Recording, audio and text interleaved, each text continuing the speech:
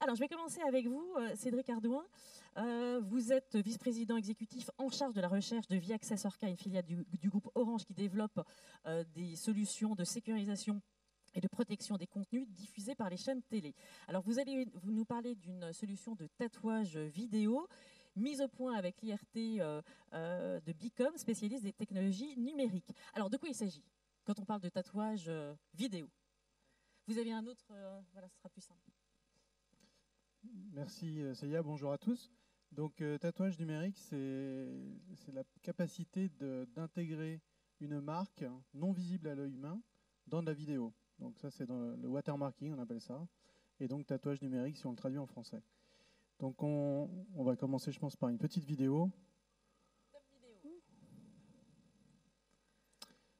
Et le jeu c'est justement, on a inséré une marque dans dans un des deux côtés de la vidéo. Et c'est normal que je ne vois rien? C'est normal que la vidéo démarre. Et donc il y a un des deux côtés qui est marqué. Et normalement vous devez, j'espère, ne pas voir la différence.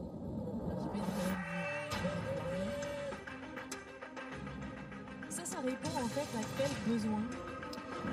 Donc avec une vidéo de 45 secondes, comme ça à peu près, on réussit à retrouver l'abonnement qui a permis de pirater le contenu qui a été fourni par un ayant droit. Donc on a commencé initialement à vouloir essayer de traquer les pirates en faisant une chose, c'était on ajoutait pendant un match de foot une petite image pour dire on mettait le numéro de l'abonnement puis on savait quel abonnement était en train de diffuser le contenu pirate. Très rapidement, on a fait ça 2-3 fois et assez rapidement les pirates ont compris qu'il fallait enlever la marque et que comme ça tout allait bien. Donc la nouvelle étape dans laquelle on est arrivé, c'est il faut qu'on réussisse à faire des marques qui ne soient plus visibles à l'œil humain, et donc les pirates auront plus de mal à comprendre comment on réussit à les identifier. Donc sur la vidéo, il y avait deux côtés. Le côté de gauche, c'était la vidéo originelle, et le côté droit, c'était la vidéo avec une marque insérée.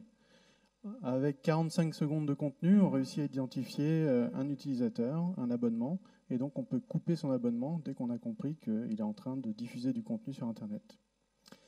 Pourquoi est-ce qu'on fait ça? Les studios. Si je prends l'exemple de Netflix, cette année, en 2019, ils vont investir 15 milliards de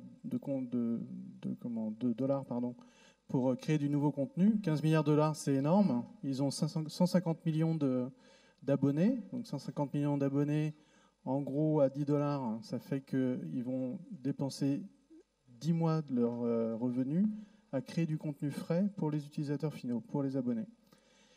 Or, il y a énormément de gens qui vont pirater ces contenus, et quand il est pirate, eh ben, ça fait une perte de revenus qui est gigantesque pour les studios.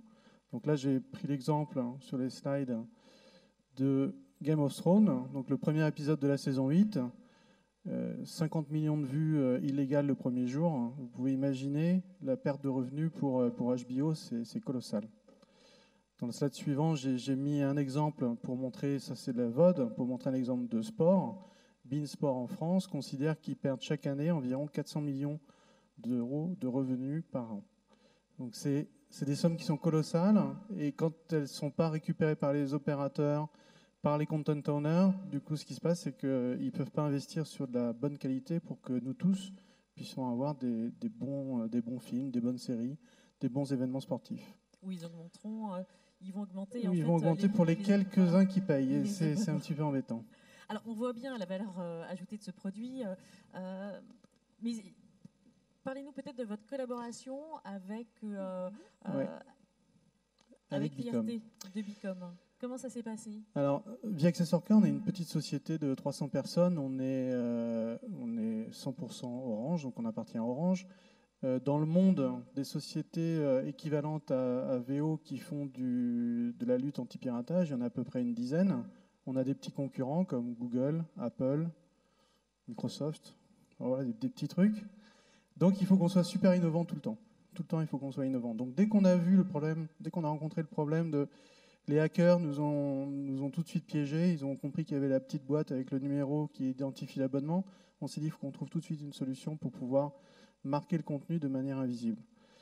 On a regardé en interne dans les compétences qu'on avait et on n'avait pas les bonnes compétences au sein de VO parce qu'il faut des compétences en traitement d'e-signal, des compétences en vidéo, des compétences qu'on n'a pas. On a des gens qui sont experts en sécurité, on a des gens qui sont experts dans plein de domaines, le développement logiciel, plein de choses, mais pas en vidéo et en traitement du signal. Donc du coup, on s'est dit qu'est-ce qu'on fait? Est-ce qu'on recrute?